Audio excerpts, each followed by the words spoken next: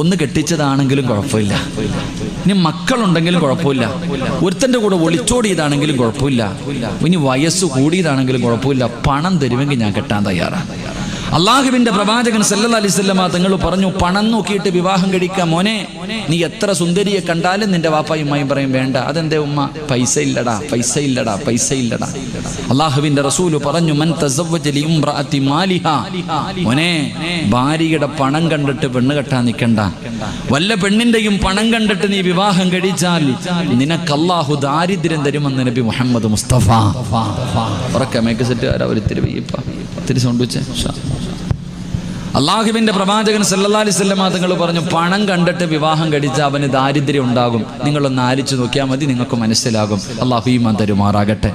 രണ്ടാമത് നോക്കുന്നത് ഐശ്വര്യ റായിയുടെ മോളാണോന്ന് നോക്കണേ. കണ്ട ഗ്ലാമർ, സുന്ദരി മാത്രമേ കെട്ടത്തുള്ളൂ. അള്ളാഹുവേ, കണ്ട മലക്കുകൾ പറ്റുന്ന ഹൂറിൽ നിങ്ങളുടെ മക്കളെ പോലെ ഇരിക്കണം. സൗന്ദര്യം നോക്കി പെണ്ണ് കിട്ടുന്നവരുണ്ട്. സൗന്ദര്യം നോക്കിയിട്ട് വിവാഹം കഴിക്കുന്ന ചെറുപ്പക്കാർ, പ്രവാചകൻ പറഞ്ഞു, വേണ്ട മോനെ, സൗന്ദര്യം നിന്റെ ഭാര്യയെ നശിപ്പിച്ചു കളയുമെന്ന് നബി മുഹമ്മദ് മുസ്തഫ. ഉറക്കെ നബി മുഹമ്മദ് മുസ്തഫ. സൗന്ദര്യം നോക്കിയിട്ട് പെണ്ണ് കെട്ടാൻ നിൽക്കണ്ട. സൗന്ദര്യം കൂടിക്കഴിഞ്ഞാൽ പെണ്ണിന് അഹങ്കാരം കൂടും. നീയല്ല, നിന്നെക്കാലം വലിയവനെ കിട്ടുമെന്നുള്ള ചിന്ത. എൻ്റെ പ്രിയമുള്ളവരെ, നിങ്ങൾ ആലോചിച്ചു നോക്കിയേ. പണ്ടൊക്കെ വിവാഹം കഴിക്കാൻ പോകുമ്പോൾ വീട്ടിലെ വാപ്പായോ ആരെങ്കിലും മുത്താപ്പയോ അങ്ങനെയുള്ള കാരണവന്മാരുമായിട്ടാണ് പെണ്ണ് കാണാൻ പോകുന്നത്. ഇന്ന് അതൊക്കെ മാറി. ഇന്ന് ഇവിടുത്തെ നാട്ടിലെ ചെറുപ്പക്കാർ പെണ്ണ് കാണാൻ പോകുമ്പോൾ രണ്ട് മലക്കുകളെ പോലെ രണ്ടെണ്ണത്തിനെ കൂടെ കൊണ്ടുപോകും. വാപ്പായും ഉമ്മായും ഒന്നുമല്ല, രണ്ട് കൂട്ടുകാരുമായിട്ട് പെണ്ണ് കാണാൻ പോയിട്ട് പെണ്ണിൻ്റെ വീട്ടിൽ ചെന്നു. അൽഹംദുലില്ലാ സലാമൊക്കെ പറഞ്ഞു കയറിയിരുന്നു. വെള്ളമൊക്കെ എടുത്തുകൊണ്ട് അങ്ങനെ കല്യാണ പെണ്ണ് കാപ്പിയോ വെള്ളമായിട്ട് ഇങ്ങനെ വരും. ഇങ്ങനെ വരുമ്പോൾ വിവാഹം കഴിക്കാൻ പോകുന്നവൻ പെണ്ണിൻ്റെ ഗ്ലാമർ നോക്കി ഇങ്ങനെ മുഖത്തൊക്കെ നോക്കിയിട്ട് അടുത്തിരിക്കുന്ന കൂട്ടുകാരോട് ചോദിക്കും, എങ്ങനെയുണ്ടല്ലിയ? അടുത്തിരിക്കുന്നവനോട് ചോദിക്കും, പെണ്ണ് കെട്ടുന്നത് ഇവനാ. ഇവൻ അടുത്ത് കൊണ്ടുപോയ മലക്കിനോട് ചോദിക്കും എങ്ങനെയുണ്ടെന്ന്. അവനൊരു 1.5 സ്കാനിങ് നടത്തിയിട്ട് പറയും, നല്ലൊരു ചരക്കാട കെട്ടിക്കോ. എൻ്റെ പ്രിയമുള്ളവരെ, ഇത് നടക്കുന്ന കാര്യമാണ്. എൻ്റെ പ്രിയമുള്ള സഹോദരങ്ങളെ, ഇന്ന് നടന്നുകൊണ്ടിരിക്കുന്ന കാര്യം. അവൻ ഇഷ്ടപ്പെട്ടോ എന്നല്ല, കൂടെ പോയവൻ പറയണം കൊള്ളാവെന്നെങ്കിൽ കിട്ടുന്ന കാലം. സൗന്ദര്യം നോക്കിയിട്ട് പെണ്ണ് കെട്ടരുത്. സൗന്ദര്യം കൂടിയ പെണ്ണിനെ വിവാഹം കഴിക്കരുത്. കാരണം സൗന്ദര്യം പെണ്ണിനെ നശിപ്പിച്ചു കളയും. അള്ളാഹു നമുക്ക് ഈമാൻ തരുമാറാകട്ടെ. മൂന്നാമതായിട്ട് ഇന്ന് പരിഗണിക്കുന്നത് കുടുംബ മഹിമ നോക്കും. ദീനില്ലാത്ത കുടുംബ മഹിമയുള്ള പെണ്ണിനെ കെട്ടിയിട്ട് കാര്യമൊന്നുമില്ല. കുടുംബ മഹിമ നോക്കിയിട്ടാണ് നീ വിവാഹം കഴിക്കുന്നതെങ്കിൽ ആ കുടുംബത്തിൽ നിനക്കൊരു വിലയും ഉണ്ടാകില്ല എന്ന് നബിയുനാ റസൂലുള്ളാഹി സ്വല്ലല്ലാഹു അലൈഹി വസല്ലമ തങ്ങൾ പറയുമ്പോൾ, ഒരു വാപ്പയ്ക്കും ഉമ്മയ്ക്കും തന്റെ മക്കളോടുള്ള ഒന്നാമത്തെ കടമ എന്തെന്നറിയുമോ? അവന് നല്ല ഒരു ഉമ്മാനെ കൊടുക്കല. അവനൊരു നല്ല ഉമ്മാനെ കൊടുക്കല. കാരണം ഉമ്മ നന്നായ, അല്ലാഹുവേ, ഉമ്മ നന്നായ, അല്ലാഹുവിനെ പേടിയുള്ള ഉമ്മമാര് വളർത്തിയ ഒറ്റ മക്കളും ഇന്നുവരെ തലതിരിഞ്ഞു പോയിട്ടില്ല. അല്ലാഹുവിനെ പേടിയുള്ള 5 നേരം നിസ്കരിക്കുന്ന, അല്ലാഹുവേ സ്വലാത്തുൽ ഖുർആൻ ഓതുന്ന പറയുന്ന ഒരുമ്മ വളർത്തിയ മക്കളും ഇന്നുവരെ തലതിരിഞ്ഞു പോയിട്ടില്ല. എത്രയോ ചരിത്രമെടുത്തു നോക്കൂ, പ്രവാചകന്മാരുടെ ചരിത്രമെടുത്തു നോക്കൂ. അല്ലാഹുവേ, പടച്ചവനെ, ഉമ്മമാര് വളർത്തിയ മക്കളുടെ ചരിത്രം, ഉമ്മമാര് വളർത്തിയ മക്കളുടെ ചരിത്രം എടുത്തു നോക്കൂ. അല്ലാഹുവേ, ഒരുപാട് പ്രവാചകന്മാര് മൂസാ നബി അലൈഹിസ്സലാം മുതൽ തുടങ്ങി മഹാനായ നബി മുഹമ്മദ് മുസ്തഫ സല്ലല്ലാഹു അലൈഹി വസല്ലമ തങ്ങൾ വരെയുള്ള പ്രവാചകന്മാര്, സഹാബത്ത്, താബിഈങ്ങള്, അല്ലാഹുവേ, ഇമാമുമാര്, ഔലിയാക്കന്മാര്, പണ്ഡിതന്മാര്, എന്തിനീ നാട്ടിൽ നിങ്ങൾ പലരും ബഹുമാനിക്കുന്ന പലരെയും എടുത്തു നോക്ക്. എന്റെ പ്രിയമുള്ളവരെ, അല്ലാഹുവിനെ പേടിയുള്ള ഉമ്മമാര് വളർത്തിയ ഒരു മക്കളും ഇന്ന് പല തലതിരിഞ്ഞു പോയിട്ടില്ല. അതുകൊണ്ട് എന്റെ പ്രിയമുള്ളവരോട് പറയുകയാ, ഇന്ന് നമ്മുടെ ഭാര്യമാരെ കുറിച്ച് നമ്മളൊന്ന് ചിന്തിക്കാറുണ്ടോ? നമ്മുടെ ഭാര്യമാര് പടച്ചവനെ ഇനിയെങ്കിലും അവരെയൊന്ന് നന്നാക്കാൻ പരിശ്രമിക്കാത്തതിന്റെ കാരണം എന്താ? ഇനിയെങ്കിലും നമ്മളൊന്ന് നന്നാക്കാൻ. എന്റെ പ്രിയമുള്ളവര്, നല്ല ഉമ്മയ്ക്ക് പറഞ്ഞ ഒരു മകന് ഞാൻ പറഞ്ഞു തരാ. നല്ല ഉമ്മാന്റെ വയറ്റിൽ ജനിച്ച ഒരു മകനെ കുറിച്ച് ചരിത്രത്തിൽ കാണാം. അല്ലാഹുവേ, സാബിത്ത് ബിൻ ഇബ്രാഹിം എന്ന് പറയുന്ന ഒരു ചെറുപ്പക്കാരനുണ്ടായിരുന്നു. അല്ലാഹുവിനെ ഭയന്നുകൊണ്ട് ജീവിക്കുന്ന ചെറുപ്പക്കാരനാ. അല്ലാഹുവേ, കഴിക്കാൻ ഭക്ഷണമില്ല. വിശപ്പ് സഹിക്കാൻ കഴിയാതെ വീട് വിട്ടിറങ്ങുകയാണ്. സാബിത്ത് ബിൻ ഇബ്രാഹിം എന്ന് പറയുന്ന ചെറുപ്പക്കാരൻ ഭക്ഷണം പറഞ്ഞു നടക്കുകയാ. അവസാനം ഹലാലായ ഭക്ഷണമൊന്നും കിട്ടിയില്ല. നടക്കാൻ കഴിയാതെ ഒഴുകുന്ന ഒരു പുഴയുടെ ചാരത്തിങ്ങനെ തളർന്നു വീഴുകയാ. സാബിത്ത് ബിൻ ഇബ്രാഹിം എന്ന് പറയുന്ന ചെറുപ്പക്കാരൻ ഒരു പുഴയുടെ ചാരത്തിങ്ങനെ തളർന്നു കിടക്കുമ്പോ വെള്ളത്തിലൂടെ ഒരാപ്പിൾ ഇങ്ങനെ ഒഴുകി വരികയാണ്. സാബിത്ത് ബിൻ ഇബ്രാഹിം അത് കാണുകയാണ്. പടച്ചുറപ്പേ, വിശപ്പിന്റെ കാഠിന്യത്താൽ വെള്ളത്തിലൂടെ ഒഴുകി വരുന്ന ആപ്പിളുണ്ടല്ലോ, അതെടുത്തിട്ടങ്ങ് കഴിക്കുകയാണ്.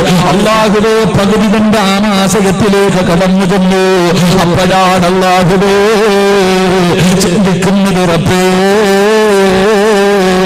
ഇതാരുടേതാണെന്ന് എനിക്കറിയില്ലല്ലോ, അനുവാദം ചോദിച്ചില്ലല്ലോ, ഹറാമ് തിന്നുപോയല്ലോ അല്ലാ. ചെറുപ്പക്കാരിരുന്ന് കരയുകയാ. ഹറാമ് കഴിച്ചു പോയതിന്റെ പേരില് അവിടെ ഇരുന്നു കൊണ്ട് കരയുകയാണ്. എന്ത് ചെയ്യണമെന്നറിയില്ല. പകുതി ആപ്പിൾ ഇങ്ങനെ കയ്യിൽ പിടിച്ചിട്ട് യുവത്വത്തിന്റെ നടുവിലൂടെ നടന്നുപോയ സൗന്ദര്യവാനായ ചെറുപ്പക്കാരൻ ഇരുന്ന് ഭ്രാന്തനെ പോലെ കരയുകയാ. അല്ലാഹുവേ, ഞാൻ നരകത്തിന്റെ അവകാശിയായി പോയല്ലോ റബ്ബേ. എന്റെ ദുനിയാവും ആഖിറവും നഷ്ടപ്പെട്ടു പോയല്ലോ. അല്ലാഹുവേ, ചാടിയെഴുന്നേറ്റ് പുഴയ്ക്കെതിരായി ഓടുകയാണ്. എവിടെ നിന്നാണ് വീണത്? ഈ ആപ്പിൾ ഏത് തോട്ടത്തിൽ നിന്നാണ് വീണത്? കിലോമീറ്ററുകളോളം ഓടി നടന്നിട്ട് അവസാനം കണ്ടുപിടിക്കുകയാ. തോട്ടത്തിന്റെ അകത്തേക്ക് കടന്നു കൊല്ലുന്ന ഒരു മനുഷ്യനെ കാണുകയാണ്. സാബിത്ത് ബിൻ ഇബ്രാഹിം എന്ന് പറയുന്ന ചെറുപ്പക്കാരൻ ഓടിച്ചെന്ന് കരഞ്ഞുകൊണ്ട് പറയുന്നു, അറിയാതെ പിന്നെ പോയതാ, എനിക്കൊന്ന് പൊരുത്തപ്പെട്ടു തരുവോ? ആ മനുഷ്യൻ പറയുന്നു, സാബിത്തേ, ഞാനിവിടത്തെ തൊഴിലാളിയാ, എനിക്ക് പൊരുത്തം തരാൻ അവകാശമില്ല. അവിടുന്ന് ചോദിച്ചു, നിങ്ങളുടെ മുതലാളിയുടെ വീട് എവിടെയാണ്? 3 ദിവസം രാവും പകലും സഞ്ചരിച്ചാല് എന്റെ യജമാനന്റെ വീട്ടിലെത്തൂ എന്ന് പറയുമ്പോ സാബിത്ത് ബിൻ ഇബ്രാഹിം എന്ന് പറയുന്ന ചെറുപ്പക്കാരൻ പറയുകയാ, ഇതിന്റെ പൊരുത്തം ചോദിക്കാം 300 കൊല്ലം നടക്കേണ്ടി വന്നാലും ഞാൻ നടക്കാൻ തയ്യാറാ. അവസാനം പറഞ്ഞ അടയാളം വെച്ച് കരഞ്ഞുകൊണ്ട് നടക്കുകയാണ്. ദിവസങ്ങളോട് സഞ്ചരിച്ചു. അവസാനം ആ തോട്ടത്തിന്റെ മുതലാളിയുടെ വീടിന്റെ മുന്നിലെത്തി. ഓടിച്ചെന്ന് കരഞ്ഞുകൊണ്ട് പറയുന്നു, എനിക്ക് പൊരുത്തം തരണേ. വിശന്ന് തളർന്നു കിടന്നപ്പോ അറിയാതെ തിന്നുപോയതാ. അതാ ആപ്പിളിന്റെ പകുതി കയ്യിൽ പിടിച്ചുകൊണ്ട് കരയുകയാണ്. റബ്ബേ, ആ മനുഷ്യൻ ചിന്തിച്ചു, അല്ലാ, ഇത് സാധാരണ ഒരു ചെറുപ്പക്കാരനല്ല. ഇവിടെ വരെ പൊരുത്തം ചോദിക്കാൻ വരണമെങ്കിൽ ഇവന് സാധാരണ ഒരു ചെറുപ്പക്കാരനല്ല.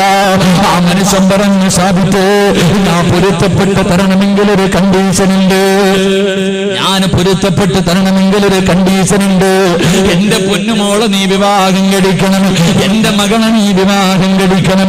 അവൾക്ക് കണ്ണിന് കാഴ്ചയില്ല, അവൾക്ക് ചെവി കേൾക്കൂല, അവൾക്ക് നടക്കാൻ കാലിന് സ്വാധീനമില്ല. ഇങ്ങനെയുള്ള എന്റെ മകളെ വിവാഹം കഴിച്ചാലേ നിനക്ക് പൊരുത്തപ്പെട്ടു തരൂ. സാബിത്ത് ബിൻ ഇബ്രാഹിം എന്ന് പറയുന്ന ചെറുപ്പക്കാരൻ പറഞ്ഞു, എനിക്ക് പെണ്ണിനെ പോലെ കാണണ്ട, എനിക്ക് അല്ലാഹുവിന്റെ സ്വർഗത്തിൽ പോയാ മതി, എനിക്ക് പൊരുത്തം മതി, എനിക്ക് നരകത്തിന് വല്ലാത്ത പേടിയാ. അവസാനം വിവാഹം കഴിഞ്ഞു. സാബിത്ത് ബിൻ ഇബ്രാഹിം എന്ന് പറയുന്ന ചെറുപ്പക്കാരൻ മണിയറക്കകത്തേക്ക് കടന്നു ചെല്ലുമ്പോ സുബ്ഹാനല്ലാഹ്, മണിയറക്കകത്തൊരു സുന്ദരിയായ പെണ്ണിരിക്കുകയാ. സാബിത്ത് ചോദിച്ചു, എന്റെ ഭാര്യയുടെ എന്റെ ഭാര്യയുടെ ചെവി കേൾക്കാത്ത, കണ്ണിന് കാഴ്ചയില്ലാത്ത, കാലിന് സ്വാധീനമില്ലാത്ത, സൗന്ദര്യമില്ലാത്ത എന്റെ ഭാര്യയുടെ എന്ന് ചോദിക്കുമ്പോ ആ പെണ്ണ് പറയുന്നു, സാബിത്തേ, ഞാനാണ് നിങ്ങളുടെ ഭാര്യ. എന്റെ കണ്ണിന് കാഴ്ചയുണ്ട്, എന്റെ ചെവിക്ക് കേൾവിയുണ്ട്, എന്റെ കാലിന് സ്വാധീനമുണ്ട്. പിന്നെ എന്റെ വാപ്പ എങ്ങനെ പറയാനുള്ള കാരണം എന്തെന്നറിയോ? ഓർമ്മ വെച്ച കാലം മുതൽ ഇതുവരെ എന്റെ കണ്ണുകൊണ്ട് ഹറാമ് കണ്ടിട്ടില്ല സാബിത്തേ. എന്റെ കണ്ണുകൊണ്ട് ഹറാമ് കണ്ടിട്ടില്ല, എന്റെ ചെവി കൊണ്ട് ഹറാമ് കേട്ടിട്ടില്ല, എന്റെ കാലുകൊണ്ട് ഹറാമിലേക്ക് ഞാൻ നടന്നിട്ടില്ല. അവൾ അല്ലാഹുവിനെ പേടിയുള്ള പെണ്ണായിരുന്നു. അവള് പടച്ചറപ്പിനെ പേടിച്ച് ജീവിക്കുന്നവനായിരുന്നു. അവൾക്ക് കാമുകന്മാരില്ലായിരുന്നു. കറങ്ങാൻ പോകുന്നവളായിരുന്നില്ലോ, സെക്സ് പറയുന്നവളായിരുന്നില്ലോ, കാമുകനോട് പാതിരാത്രി വാഴ പറയുന്നവളായിരുന്നില്ലോ, അവള് സിനിമ കാണുന്നവളായിരുന്നില്ലോ, അവള് വൃത്തികേടുകൾ കാണുന്നവളായിരുന്നില്ലോ. അവൾ അല്ലാഹുവിനെ പേടിച്ചുകൊണ്ട് ജീവിക്കുന്നവര് പെണ്ണായിരുന്നു. അല്ലാഹുവേ, രണ്ടുപേരും കുടുംബജീവിതം തുടങ്ങുകയാണ്. രണ്ടുപേരും കൂടെ പടച്ചറപ്പിനെ പേടിയുള്ള ഭാര്യയും ഭർത്താവും അവര് രണ്ടുപേരും കൂടെ കുടുംബജീവിതം നയിച്ചപ്പോ അവർക്ക് അല്ലാഹു ഒരു മകനെ കൊടുത്തു. ആ നല്ല ഉമ്മയുടെ വയറ്റിലൊരു മകൻ ജനിച്ചു. ആ മകന്റെ പേരെന്തെന്നറിയോ? ആ മകൻ ആരെന്നറിയോ? മഹാനായ ഇമാമുന അബൂ ഹനീഫ, മഹാനായ അബൂ ഹനീഫത്തുൽ കൂഫി റഹ്മത്തുള്ളാഹി. പടച്ചവനേ, ആ ഉമ്മാന്റെ മകനായിരുന്നു എന്ന് ചരിത്രം പഠിപ്പിക്കുമ്പോ അല്ലാഹുവിന്റെ ഖുർആനാ പറഞ്ഞത്, അല്ലാഹുവിന്റെ ഖുർആനാ പറഞ്ഞത്, വൽ ബലദു തയ്യിബു യഖ്റുജു നബാതുഹു ബിഇذن റബ്ബി. അല്ലാഹുവേ, നല്ല ഉമ്മമാരുടെ വയറ്റില് നല്ല കൃഷിയിടത്തിൽ നിന്ന് നല്ല വിളവ് കിട്ടൂ, നല്ല ഉമ്മയുടെ വയറ്റില് നല്ല മക്കളെ പിറക്കൂ എന്ന് ചരിത്രം നമുക്ക് പഠിപ്പിച്ചു തരുമ്പോൾ ചരിത്രം പഠിപ്പിച്ചു തരുന്നു. നല്ല ഉമ്മമാരുടെ വയറ്റിലെ നല്ല മക്കൾ ജനിക്കത്തുള്ളൂ. അള്ളാഹു നമുക്ക് ഈമാൻ തരുമാറാകട്ടെ. അള്ളാഹു നമുക്ക് ഈമാൻ തരുമാറാകട്ടെ. നിങ്ങൾ ആലോചിക്ക്, തളർന്നിട്ട് ഭക്ഷണം കഴിക്കാനില്ലാതെ തളർന്നൊരു പുഴയുടെ ചാരത്ത് കിടക്കുമ്പോൾ ഒഴുകി വന്ന ഒരു ആപ്പിള് കഴിച്ചു. അതിന്റെ പൊരുത്തം ചോദിക്കാൻ ദിവസങ്ങളോളം യാത്ര ചെയ്തു പോയി. ആ മനുഷ്യന്റെ മകനാണ് മഹാനായ അബൂ ഹനീഫത്തുൽ കൂഫി റളിയല്ലാഹു തആല അൻഹു. അള്ളാഹു നമുക്ക് ഈമാൻ നൽകി അനുഗ്രഹിക്കുമാറാകട്ടെ. ഇതുപോലെ ഒരുപാട് ചരിത്രമുണ്ട്, ഒരുപാട് ചരിത്രം. മഹാനായ മുബാറക് എന്ന് പറയുന്ന ഒരു അടിമയുണ്ടായിരുന്നു. മുബാറക് എന്ന് പറയുന്ന അടിമ യജമാനൊരിക്കെ അതാ വീട്ടിലേക്ക് ഒരു വിരുന്നുകാരൻ വന്നപ്പോൾ വിരുന്നുകാരുമായിട്ട് മുബാറക് എന്ന് പറയുന്ന അടിമയെ വിളിച്ചിട്ട് പറഞ്ഞു, നീ തോട്ടത്തിൽ പോയിട്ട് ഒരു കുല മുന്തിരി കൊണ്ടുവരാൻ പറഞ്ഞു, മധുരമുള്ള ഒരു കുല മുന്തിരി. മുബാറക് എന്ന് പറയുന്ന അടിമ അല്ലാഹുവേ പടച്ചവനെ തോട്ടത്തിൽ പോയിട്ട് ഒരു കുല മുന്തിരി പറിച്ചു കൊണ്ടുവന്ന് യജമാനന്റെ കയ്യിൽ കൊടുത്തു. യജമാനൻ ഒരു മുന്തിരി എടുത്ത് തിന്നുമ്പോൾ വല്ലാത്ത പുളി എടുത്ത് കളഞ്ഞിട്ട് പറഞ്ഞിടാ, പോയി മധുരമുള്ളത് പറിച്ചുകൊണ്ടുപോടാ. മുബാറക് എന്ന് പറയുന്ന അടിമ രണ്ടാമതും കടന്നു ചെന്ന് ഒരു കുല മുന്തിരി കൂടെ പറിച്ചു കൊണ്ടുവന്നു, യജമാനന്റെ കയ്യിൽ കൊടുത്തു. യജമാനൻ അതിൽ ഒരെണ്ണം കഴിച്ചിട്ട് പറഞ്ഞു, വല്ലാത്ത പുളി, ദേഷ്യം വന്നു, നിന്നോട് ഞാൻ മധുരമുള്ളത് കൊണ്ടുവരാനാ പറഞ്ഞേ, പോയിട്ട് വാടാ. മൂന്നാമതും മുബാറക് എന്ന് പറയുന്ന അടിമ മുന്തിരിത്തോട്ടത്തിലേക്ക് കടന്നു ചെന്ന് ഒരു കുല മുന്തിരി പറിച്ചു കൊണ്ടുവന്ന് യജമാനന്റെ കയ്യിൽ കൊടുത്തു. അപ്പോഴും നോക്കുമ്പോൾ വല്ലാത്ത പുളിയ. യജമാനന് വല്ലാത്ത ദേഷ്യം വന്നു. മുബാറക് എന്ന് പറയുന്ന അടിമയുടെ മുഖത്തേക്ക് ആഞ്ഞടിച്ചു. എന്നിട്ട് ചോദിച്ചു, എടാ, കൊല്ലങ്ങളായല്ലോ നീ ഇവിടെ ജോലി ചെയ്യുന്നു, എത്രയോ വർഷങ്ങളായിട്ട് നീ ഇവിടെ ജോലി ചെയ്യുന്നല്ലോ, എടാ മധുരമുള്ളത് ഏതാ മധുരമില്ലാത്തത് ഏതാണെന്ന് നിനക്ക് ഇതുവരെ അറിയത്തില്ലയോടാ എന്ന് പറഞ്ഞിട്ട് തല്ല. ഇത്രയോ വർഷമായിട്ട് നീ ഇവിടെ ജോലി ചെയ്തിട്ട് മധുരമുള്ള മുന്തിരി ഏതാണെന്ന് പോലും അറിയില്ലല്ലോ എന്ന് പറഞ്ഞിട്ട് യജമാനൻ മുബാറക് എന്ന് പറയുന്ന അടിമയെ തല്ലിയപ്പോ ആ മുബാറക് എന്ന് പറയുന്ന അടിമ യജമാനനോട് ചോദിച്ചു, എനിക്ക് അറിയത്തില്ല, കാരണം ഞാൻ ഇന്ന് വരെ തിന്നു നോക്കിയിട്ടില്ല. എന്നോട് തോട്ടം നോക്കാനല്ലേ പറഞ്ഞിട്ടുള്ളൂ, തിന്നാൻ നിങ്ങൾ എനിക്ക് അനുവാദം തന്നിട്ടുണ്ടോ? എന്നോട് നിങ്ങൾ തിന്നാൻ അനുവാദം തന്നിട്ടില്ല, അതുകൊണ്ട് ഒരു തറയിൽ കിടക്കണ പോലും ഞാൻ ഇന്നുവരെ എടുത്ത് നോക്കിയിട്ടില്ല, അതുകൊണ്ട് എനിക്കറിയില്ല. അല്ലാഹുവേ പടച്ചവനെ, ആ മനുഷ്യന്റെ കണ്ണ് നിറഞ്ഞൊഴുകാൻ തുടങ്ങി. അവസാനം മുബാറക് എന്ന് പറയുന്ന അടിമയുടെ കയ്യിൽ പിടിച്ച് വീടിൻ്റെ അകത്തേക്ക് കൊണ്ടുപോയിട്ട് ആ മനുഷ്യൻ തൻ്റെ പൊന്നാര മകളെ വിളിച്ചിട്ട് പറഞ്ഞു, മോളെ, നിനക്ക് വാപ്പ ഒരു പുതിയാപ്പളയെ കൊണ്ടുവന്നിട്ടുണ്ട്. സൗന്ദര്യവതിയായ പണക്കാരൻ്റെ പൊന്നുമോൾ ഉപ്പാനോട് ചോദിച്ചു, ആരാ ഉപ്പ എൻ്റെ പുതിയാപ്പള? നമ്മുടെ പറമ്പി ജോലി ചെയ്യണ മുബാറക്കില്ലേ അവനാ. മകൾ ഉപ്പാനോട് ചോദിച്ചു അത്ര, എന്തേ വാപ്പ അടിമയാണ് കിട്ടിയത്, ഇദ്ദേഹത്തിനെയാണോ വാപ്പ കിട്ടിയത്? തെരഞ്ഞെടുക്കാനുള്ള കാരണം എന്താണെന്ന് ചോദിച്ചപ്പോൾ ആ മനുഷ്യൻ പറഞ്ഞു അത്രേ, മോളെ, ഇതിനേക്കാളും ഒരു നല്ലവനെ കണ്ടെത്താൻ നിന്റെ വാപ്പാൻ എനിക്ക് ഒരിക്കലും കഴിയൂല. ഈ മുബാറക്കിനെക്കാളും ഒരു നല്ല ഭർത്താവിനെ നിനക്ക് തെരഞ്ഞെടുത്ത് തരാൻ ഇനി എന്റെ ജീവിതത്തിൽ പറ്റൂല. അള്ളാഹുവേ, ആ സമയത്ത് ആ പൊന്നുമകള് വാപ്പയോട് പറഞ്ഞു അത്രേ, വാപ്പാൻ ഇഷ്ടമാണെങ്കിൽ എനിക്ക് ഇഷ്ടമാ. എന്റെ പ്രിയമുള്ളവരെ, അങ്ങനെ ആ മനുഷ്യൻ മുബാറക്ക് എന്ന് പറയുന്ന അടിമയ്ക്ക് തന്റെ പൊന്നാര മകളെ വിവാഹം കഴിച്ചു കൊടുത്തു. ആ വാപ്പയ്ക്കും ഉമ്മയ്ക്കും മകനാണ് മഹാനായ അബ്ദുല്ലാഹിബ്നുൽ മുബാറക് റളിയല്ലാഹു തആല അൻഹു. ലോകമറിയുന്ന പണ്ഡിതനാ മഹാനാണെന്ന് ചരിത്രം പഠിപ്പിക്കുന്നു. അള്ളാഹു നമുക്ക് ഈമാൻ നൽകി അനുഗ്രഹിക്കുമാറാകട്ടെ. അതുകൊണ്ട് എൻ്റെ പ്രിയമുള്ള സഹോദരങ്ങളെ, അള്ളാഹുവിൻ്റെ വിശുദ്ധമായ ഖുർആൻ വെറുതെയല്ല പറഞ്ഞത്, ഉമ്മ തലതിരിഞ്ഞു പോയാൽ ആ കുടുംബം നശിച്ചു പോകും. വാപ്പ എത്ര വലിയ ആലിമാണെങ്കിലും എത്ര വലിയ പണ്ഡിതനാണെങ്കിലും ഹജ്ജ് ചെയ്താലും ഉംറ ചെയ്താലും നിസ്കാര തഴമ്പുണ്ടെങ്കിലും പ്രസിഡന്റ് ആയാലും സെക്രട്ടറി ആയാലും ഇമാം ആയാലും കണക്ക് തന്നെ.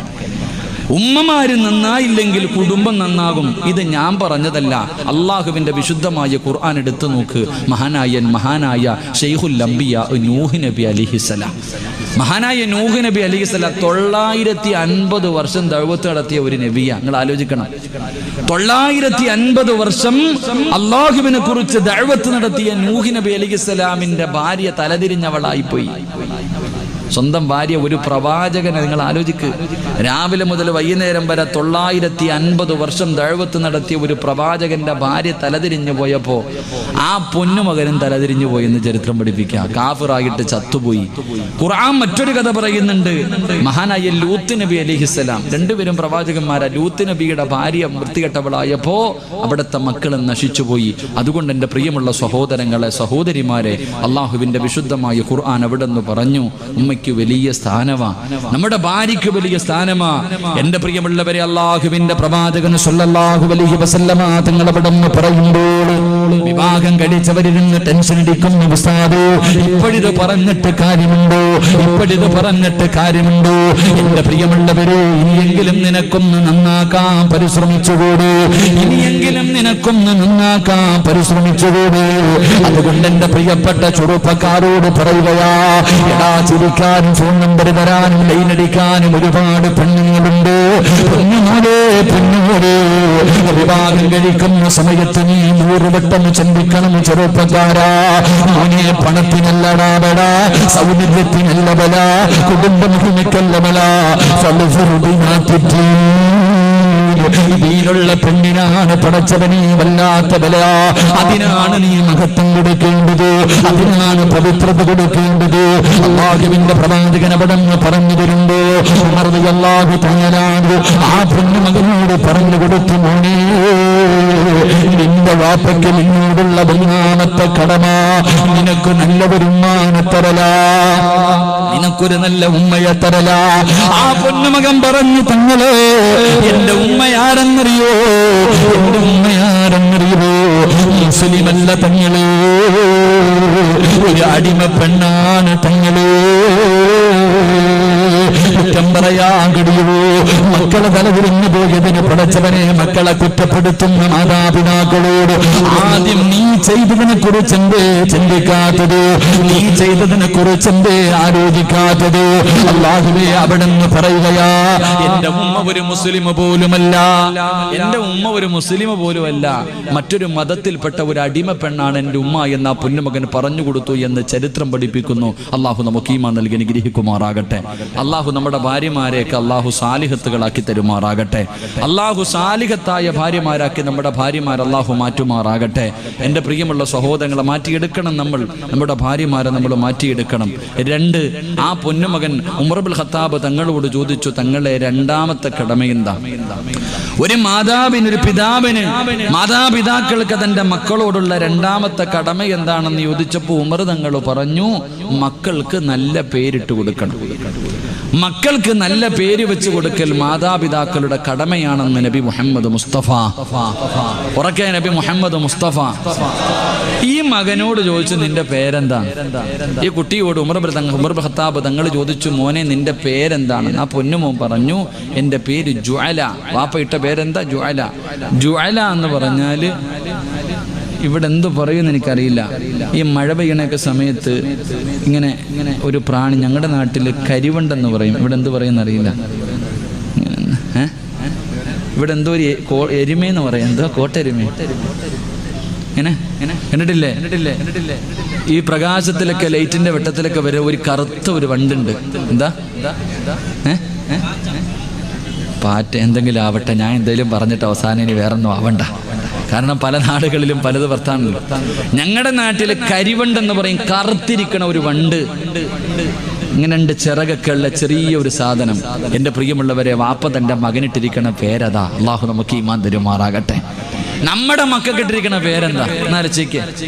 ഈ സദസ്സിരിക്കണ നെളിഞ്ഞിരിക്കണ ഓരോ വാപ്പമാരും നിന്റെ മക്കൾക്ക് ഇട്ടിരിക്കണ പേരിനെ കുറിച്ച് നിങ്ങൾ ആരെങ്കിലും ചിന്തിച്ചിട്ടുണ്ടോ? എന്താ ഇട്ടിരിക്കണ പേര്? ഇപ്പോൾ ചോദിക്കും, ഉസ്താദ് പേരിന് ഇത്ര വില എന്താണ്? പേരിനൊരു മഹത്തുണ്ട് മനുഷ്യ. എൻ്റെ പ്രിയമുള്ളവരെ, ഒരു സഹോദരൻ പറഞ്ഞതുപോലെ, ഇന്നിപ്പോ ഭാര്യ ഗർഭിണിയായി പ്രസവിക്കേണ്ട 7 മാസമാകുമ്പോഴേ ഡിക്ഷണറി നോക്കണ കാലവാ. പേര് യൂട്യൂബിലും ഫേസ്ബുക്കിലും കയറി നെറ്റി നോക്കിയിട്ട് ആ പേരെടുക്കണ മക്കൾക്കിടാൻ. വാപ്പയുടെയും ഭർത്താവിൻ്റെയും ഭാര്യയുടെയും അക്ഷരം വേണം. അപ്പൊ അതിനോട് യോജിച്ച പേരാ അധികം പേര് ഇടാറ്. ഇങ്ങനെ വലിയ ഗവേഷണമാണ് മക്കൾക്ക് പേരിടാൻ. എനിക്ക് ഓർമ്മ വരുന്ന ഒരിക്കൽ ഒരു സഹോദരൻ പറഞ്ഞു, ഉസ്താദെ, എൻ്റെ മകൾ, എനിക്കൊരു പെൺകുട്ടിയാ, എൻ്റെ മകൾക്കൊരു വെറൈറ്റി പേരായിട്ട്, ഒരു വെറൈറ്റി പേര്. അതുപോലെ ഒരു പേര് ഇതുവരെ ഞാൻ കേട്ടിട്ട് പോലില്ല. അപ്പൊ എനിക്കൊന്ന് കേൾക്കണമെന്ന് തോന്നി. ഞാൻ ചോദിച്ചു, എന്താ പേര്? ഫാത്തിമ നിഫാസ്. ഞാൻ പറഞ്ഞു, നല്ല പേരാ ഫാത്തിമ നിഫാസ്. കാരണം ഫാത്തിമ എന്ന് പറഞ്ഞ അള്ളാന്റെ റസൂലിന്റെ മകളുടെ പേര്, നിഫാസ് എന്ന് പറഞ്ഞ പ്രസവ രക്തമെന്ന്. ഞാൻ പറഞ്ഞു, ഇനി ഒരെണ്ണം കൂടെ ഉണ്ടാവുകയാണെങ്കിൽ അതിന് ഹൈലെന്നും കൂടെ ഇടാൻ പറഞ്ഞു. അള്ളാഹു നമുക്ക് ഈമാൻ നൽകി അനുഗ്രഹിക്കുമാറാകട്ടെ. നിങ്ങളാരും ചിരിക്കൊന്നും വേണ്ട. നിങ്ങളുടെ മക്കൾക്ക് പേരിടും. ഇന്ന് പേരിടുന്ന കാര്യം, എൻ്റെ പ്രിയമുള്ളവരെ, ഓരോ ചെറുപ്പക്കാര് പള്ളിയിലെ ഖത്തീബിന്റെ അടുക്ക് വന്നിട്ട് അങ്ങോട്ട് ചോദിക്കും, ഉസ്താദേ, ഈ പേരിന്റെ അർത്ഥം എന്താണ്? ഈ പേരിന്റെ അർത്ഥം എന്താ? കിതാബ് പഠിക്കണ കാലത്ത് പോലും ഇത്രയും നോക്കിയിട്ടുണ്ടാവില്ല ഉസ്താദ്മാര്. കാരണം എന്താ? ഈ പേരിന്റെ അർത്ഥം തിരയുക. പറഞ്ഞു കൊടുത്തില്ല എങ്കിൽ പറയും, പിന്നെ ഉസ്താദിനൊന്നും അറിയത്തില്ല, ഒരു പേരിന്റെ അർത്ഥം പോലും അങ്ങാർക്ക് അറിയത്തില്ല. ഇതാ കളിയാക്കൽ. എന്റെ പ്രിയമുള്ളവരെ, ചില പേരുകൾക്ക് അർത്ഥമില്ല, അറബി പേരുകളായിരിക്കത്തില്ല. ഇങ്ങനെ തിരയുക കിടന്നിട്ട്. എന്റെ പ്രിയമുള്ള സഹോദരങ്ങളെ, മക്കൾക്ക് പേരിടുമ്പോ അള്ളാഹുവിന്റെ വിശുദ്ധ ഖുർആനിൽ അള്ളാഹുവിന് ഏറ്റവും ഇഷ്ടപ്പെട്ട പേരേതാണെന്നറിയോ? അള്ളാഹുവിന് ഏറ്റവും ഇഷ്ടപ്പെട്ട പേര് അഹബ്ബുൽ അസ്മാഇ ഇലല്ലാഹ്. അള്ളാഹുവിന് ഏറ്റവും ഇഷ്ടപ്പെട്ട പേര് അബ്ദുല്ലാ എന്നാണെന്ന് നബി മുഹമ്മദ് മുസ്തഫ. ഉറക്കെ, നബി മുഹമ്മദ് മുസ്തഫ. അബ്ദുല്ലാ എന്ന പേരുള്ള ആരെങ്കിലും ഉണ്ടെങ്കിൽ ഒന്ന് കൈവക്കിക്ക്. കാണാനുള്ള കൊതി കൊണ്ടോ? ഒരു അബ്ദുല്ലാ, ഒരു അള്ളാന്റെ അടിമ, അള്ളാന്റെ അടിമ ഒരാൾ പോലും ഇല്ല. അബ്ദുർ റഹ്മാൻ എന്ന പേരുള്ള ആരെങ്കിലും ഉണ്ടോ ഈ നാട്ടിൽ? 2-3 പേരുണ്ട്. അൽഹംദുലില്ലാഹ്. അള്ളാഹുവിന് ഏറ്റവും ഇഷ്ടപ്പെട്ട പേര് അബ്ദുല്ല, രണ്ടാമത്തെ പേര് അബ്ദുർ റഹ്മാൻ ആണെന്ന് നബി മുഹമ്മദ് മുസ്തഫ. നബി മുഹമ്മദ് മുസ്തഫ സല്ലല്ലാഹു അലൈഹി വസല്ലമ തങ്ങൾ പറയുമ്പോൾ, എന്റെ പേരുള്ള എന്റെ പ്രിയമുള്ളവരെ, മക്കൾക്ക് നല്ല പേരിടണം. അള്ളാന്റെ ഖുർആൻ എടുത്തു നോക്കൂ, എത്രയോ മനോഹരമായ പേരുകൾ അള്ളാന്റെ ഖുർആൻ പറയുന്നു. ഇന്നാ അർസൽനാക ശാഹിദൻ ومبشرا ونذيرا وداعيا إلى الله بإذنه وسراجا منيرا. അള്ളാഹുവിന്റെ ഖുർആൻ നല്ല പേര് പറഞ്ഞു തരുന്നുണ്ട്. അർത്ഥം പോലും നോക്കണ്ട. ഇന്ന അർസൽനാക ഷാഹിദ, മുഹമ്മദ് ഷാഹിദ്, മുഹമ്മദ് മുബഷിർ, മുഹമ്മദ് നദീർ, മുഹമ്മദ് ദാഇ. ഇതൊക്കെ വെറൈറ്റി. അതാ വെറൈറ്റി പേര്. മുഹമ്മദ് ദാഇ, ദഅവത്ത് ചെയ്യുന്നവൻ. ദാഇ, മുബഷിർ, നദീർ, ദാഇ, സിറാജ്, മുനീർ. ഇതൊക്കെ അള്ളാഹുവിന്റെ ഖുർആൻ പറഞ്ഞ പേരാ. അള്ളാഹു മക്കൾക്കിടാൻ ഭാഗ്യം തരുമാറാകട്ടെ. എൻ്റെ പ്രിയമുള്ള സഹോദരങ്ങളെ, മക്കൾക്ക് നല്ല പേരിടണമെന്ന് പറഞ്ഞാൽ പേര് ഇപ്പൊ എൻ്റെ പേര് സിറാജുദ്ദീൻ. എൻ്റെ വാപ്പ എനിക്കിട്ട പേരാ ദീനിന്റെ വിളക്ക്. എൻ്റെ ഈ 32 കൊല്ലത്തിന്റെ ഇടയിൽ എത്ര കോടിക്കണക്കിന് പേര് എൻ്റെ ആ പേര് വിളിച്ചിട്ടുണ്ടാകും. അള്ളാഹു ഇഷ്ടപ്പെട്ട ഏതോ ഒരു മനുഷ്യൻ എന്നെ കണ്ടപ്പോ വിളിച്ചു സിറാജുദ്ദീൻ, ദീനിന്റെ വിളക്ക് എന്ന് വിളിച്ചപ്പോ അള്ളാഹ് ആ വിളി കേട്ടത് കൊണ്ടാണ് ഞാൻ ഇന്ന് ഇവിടെ നിന്ന് വയലു പറയുന്നത്. അള്ളാഹു നമുക്ക് ഈമാൻ നൽകി അനുഗ്രഹിക്കുമാറാകട്ടെ. അതാ പേരിന്റെ അർത്ഥം. അതാ പേരിന്റെ അർത്ഥം. നല്ല അർത്ഥമുള്ള പേരിടണം. എന്നാൽ ഈ സദസ്സിലിരിക്കുന്ന നമ്മളിൽ പലരും മക്കൾക്ക് നല്ല പേരിട്ടിട്ടുണ്ട്. എന്താ പേര്? അള്ളാഹുവേ, അബ്ദുർ റഹ്മാൻ, അബ്ദുല്ലാ, മുഹമ്മദ്. അവിടെ നിന്ന് ഇങ്ങനെ ഹസന്, ഹുസൈന്, അബൂബക്കർ, നല്ല പേരുകളാ മക്കൾക്ക് ഇട്ടിരിക്കണേ. എന്നാ വീട്ടിൽ വിളിക്കണേ എന്താ? മോനെ അക്കുവേ, മോനെ അക്കുവേ, മോനെ കുക്കുവേ. നിങ്ങൾ ആലോചിച്ച് നിൽക്കേ. എടാ, നന്മയുള്ളവൻ മുഹമ്മദ് ഹസൻ, നന്മയുള്ളവനെ നന്മയുള്ളവനെ എന്ന് പെറ്റ തള്ള 10 പ്രാവശ്യം വിളിച്ച അവൻ നന്മയുള്ളവനാകും. അവള് വിളിക്കൂല ആ പേര്. പാപ്പാ നിന്റെ മകന്റെ പേര് ഹസൻ എന്ന് പേരിട്ടിട്ട് നീ അവനെ വിളിക്കൂല, നീ അവനെ കുക്കു കുക്കു എന്ന് വിളിച്ചോണ്ടിരിക്കുക. ഏതോ നാൽക്കാലിയുടെ പേര് എന്താന്ന് പോലും അറിയത്തില്ല, അതിന്റെ പേരെന്താണ്. ബാലരമയിലുള്ള ഏതോ ഒരു ജീവിയുടെ പേരാ അത്, അക്കുവും കുക്കുവും. അങ്ങനെ ഒരു കഥയുണ്ടായിരുന്നു പണ്ട്. അതുപോലെ ഇന്ന് എന്റെ പ്രിയപ്പെട്ട ഉപ്പമാര്, മോനെ നന്മയുള്ളവനെ നന്മയുള്ളവനെ എന്ന് നീ 100 പ്രാവശ്യം വിളിച്ചാൽ നിന്റെ മോൻ നന്നായി പോകും. നീ അത് വിളിക്കൂല, നിന്റെ എളുപ്പത്തിന് നീ വേറെന്തെങ്കിലും പേര് വിളിക്കും. അപ്പൊ പിന്നെ നിന്റെ മക്കള് തലതിരിഞ്ഞു പോയതിന് കുഴപ്പമില്ല, നിന്നെ തല്ലുന്നതിന് കുഴപ്പമില്ല, കണ്ടവന്റെ കൂടെ ഒളിച്ചോടി പോകുന്നതിന് കുഴപ്പമില്ല. അതിന്റെ കാരണം നീ തന്നെയാ. അള്ളാഹു നമുക്ക് ഈമാൻ തരുമാറാകട്ടെ, അള്ളാഹു ഈമാൻ തരുമാറാകട്ടെ. അപ്പൊ ഇന്ന് മുതലും മക്കളുടെ പേര് നല്ല പേരിട്ടിട്ടുണ്ടെങ്കിൽ ആ പേര് പരിപൂർണമായി വിളിക്കാൻ തീരുമാനിക്കുക. അള്ളാഹു നമുക്ക് ഭാഗ്യം തരുമാറാകട്ടെ, ഉറക്കെ അള്ളാഹു ഭാഗ്യം തരുമാറാകട്ടെ. ഷാള വിളിക്കൂലേ? ഒന്ന് തീരുമാനിക്കണവർ കൈപൊക്കിക്കേ. സ്വന്തം മക്കളുടെ പേര് പരിപൂർണമായിട്ട്, വാപ്പുള്ള വാപ്പ എന്താ നിങ്ങളാരും വിളിക്കൂല, അങ്ങ് വേണമെങ്കിൽ വേണമെങ്കിൽ വിളിച്ചാൽ മതി, എനിക്ക് അത്യാവശ്യമൊന്നുമില്ല. ഞാൻ പണ്ട് ആദ്യമേ അതാ പറഞ്ഞത്, എനിക്ക് വേണ്ടിയാണ് ഞാൻ അത് പറയുന്നത്. എൻ്റെ മകൻ്റെ പേര് മുഹമ്മദ് സിനാനും മുഹമ്മദ് നഈമും, എൻ്റെ നല്ല പേരാ, ഞാൻ അതേ വിളിക്കത്തുള്ളൂ. മോനെ എന്ന് വിളിക്കും, അത് കുഴപ്പമില്ല, സ്നേഹമുള്ള വിളിയാ. അള്ളാഹു നമുക്ക് ഭാഗ്യം നൽകുമാറാകട്ടെ. അതുകൊണ്ട് മക്കൾക്ക് നല്ല പേരിടണം. എൻ്റെ പ്രിയമുള്ള സഹോദരങ്ങളെ, വെറുതെ അങ്ങ് മക്കളെ കിട്ടൂല, നല്ല മക്കളെ എങ്ങനെ വെറുതെ കിട്ടൂല. എൻ്റെ പ്രിയമുള്ളവരെ, അല്ലാഹുവിന്റെ പ്രവാചകൻ സല്ലല്ലാഹു അലൈഹി വസല്ലമ തങ്ങൾ പറയുകയാ, നല്ല മക്കളെ കിട്ടണമെങ്കിൽ വെറുതെ ലഭിക്കൂല. എന്റെ പ്രിയമുള്ളവരെ, അതുകൊണ്ടാണ് ഒരു കുഞ്ഞ് ജനിച്ചു കഴിഞ്ഞാൽ അവന്റെ വലത്തെ ചെവിയിൽ ബാങ്ക് കൊടുക്കണം, ഇടത്തെ ചെവിയിൽ കാമത്ത് കൊടുക്കണം. അല്ലാഹുവേ, പിന്നീട് അവന്റെ ചെവിയിൽ സൂറത്തുൽ ഇഖ്ലാസ് ഓതി കൊടുക്കണം. അത് കഴിഞ്ഞാൽ സൂറത്തുൽ ആലി ഇംറാനിലെ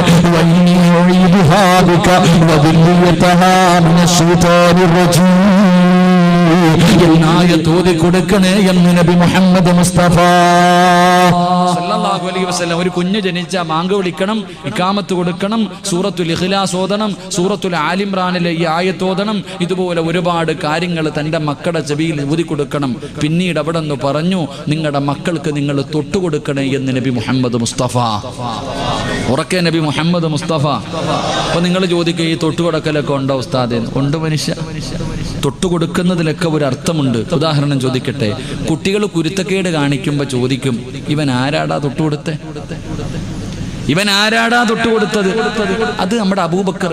അവന്റെ ഗുണമല്ലേ ഇവൻ കാണിക്കത്തുള്ളൂ, പറയാറില്ലേ? എന്റെ പ്രിയമുള്ള സഹോദരങ്ങളെ, തൊട്ടുകൊടുക്കുന്ന മനുഷ്യൻ നല്ലവനായിരിക്കണം, 5 നേരം നിസ്കരിക്കണ, അള്ളാനെ ഭയന്ന മനുഷ്യനായിരിക്കണം തൊട്ടുകൊടുക്കാൻ. അല്ലാതെ മുറുക്കാനും മുറുക്കി പള്ളിയുടെ പടി പോലും കാണാത്ത വാപ്പ തൊട്ടുകൊടുത്ത ഓൻ അങ്ങനെ ആയി പോകുന്നതിന് കുഴപ്പമൊന്നുമില്ല. അവനെ കുറ്റം പറഞ്ഞിട്ട് കാര്യമില്ല, നല്ല ആൾക്കാർ വേണം തൊട്ടുകൊടുക്കാൻ. അള്ളാഹു നമുക്ക് ഭാഗ്യം തരുമാറാകട്ടെ. അപ്പൊ ഉമർ റളിയല്ലാഹു തആല അൻഹു രണ്ടാമതായിട്ട് അവിടെ നിന്ന് പറയുന്നു, വാപ്പാ, പൊന്നുമോളുടെ പേരിനെ കുറിച്ച് എന്തേ ചിന്തിക്കാത്തത്? സ്വന്തം മക്കൾക്ക് നിന്റെ വാപ്പ നിനക്ക് നല്ല പേരിട്ട് തന്നു, പക്ഷേ നീ അത് നിന്റെ മക്കളോട് ചെയ്തില്ല വാപ്പാ. എന്റെ പ്രിയപ്പെട്ട പെങ്ങളെ, എന്ത് പ്രസവിക്കുന്ന മക്കളെ സ്വാലിഹീങ്ങളാകണമെങ്കിൽ രണ്ടാമത്തെ കാര്യം അവർക്ക് നല്ല പേരിടാൻ മറന്നു പോകരുത്. മൂന്നാമതായിട്ട് അല്ലാഹുവിന്റെ റസൂല് മഹാനായ ഉമർ തങ്ങളവനോട് പറയുകയാ, മൂന്നാമത്തെ കടമ എന്തെന്നറിയോ? എന്റെ പ്രിയപ്പെട്ട വാപ്പമാരോട് ഉമ്മമാരോട് മക്കളെ കുറിച്ച് കുറ്റം പറയുന്ന മാതാപിതാക്കളോട് അല്ലാഹുവിന്റെ ഖുർആൻ അവിടുന്ന് പറയുകയാ, മൂന്നാമത്തെ കാര്യം എന്തെന്നറിയോ? ഇമാമാ,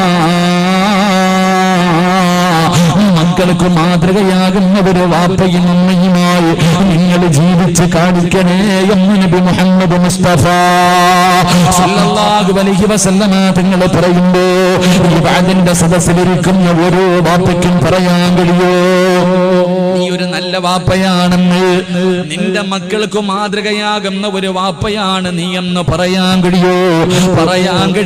പെങ്ങളെ എന്ന് പറഞ്ഞ ഖതീബ് ഉസ്താദ് പറഞ്ഞതുപോലെ ആദ്യം നന്നാകേണ്ടത് നീയാണ്, നീയാണ് നിന്റെ മക്കളുടെ ഗുരു, നീയാണ് നിന്റെ മക്കളുടെ ഗുരു. ആദ്യം നീ നന്നാകണം, നിന്നെ കണ്ടു വളരുന്ന മക്കള് തലതിരിഞ്ഞു പോകില്ലെന്ന് നബി മുഹമ്മദ് മുസ്തഫ സല്ലല്ലാഹു അലൈഹി വസല്ലം. ആദ്യം നന്നാകേണ്ടത് വാപ്പ നീയാ. നീ നിസ്കരിക്കോ? നിങ്ങൾ പറ, 5 നേരം നീ നിസ്കരിക്കോ? നീ ഖുർആൻ കൈകൊണ്ട് തൊടുവോ? ഒരു സലാത്ത് പറയോ? ഇത് കണ്ടു വളരുന്ന മകൻ അവൻ ചെയ്തില്ലെങ്കിൽ തല്ലുന്നതിൽ കാര്യമുണ്ടോ? എന്റെ പ്രിയപ്പെട്ട സഹോദരിമാര്, നീ നേരെ ജുബ്ബ വസ്ത്രവും ധരിച്ച് നടക്കോ? അതില്ല. എന്റെ പ്രിയമുള്ളവരെ, നമുക്കെല്ലാവർക്കും ഉപദേശിക്കാൻ വലിയ ആഗ്രഹം. അതിനാർക്കും ഒരു കുഴപ്പമില്ല. അങ്ങോട്ട് ഉപദേശവാ.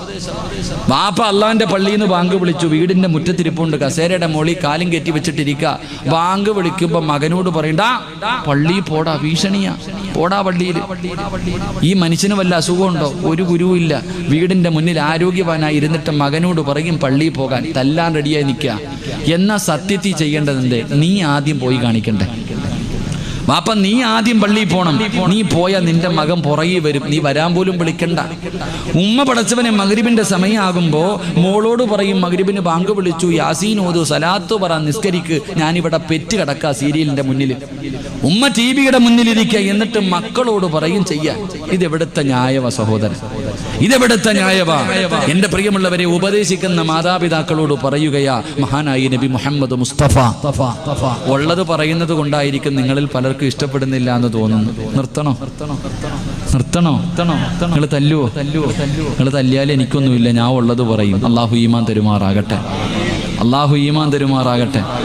തെറ്റ് കണ്ടിട്ട് തിരുത്തിയില്ലെങ്കിൽ കിട്ടുന്ന ശിക്ഷ എന്താണെന്നറിയോ?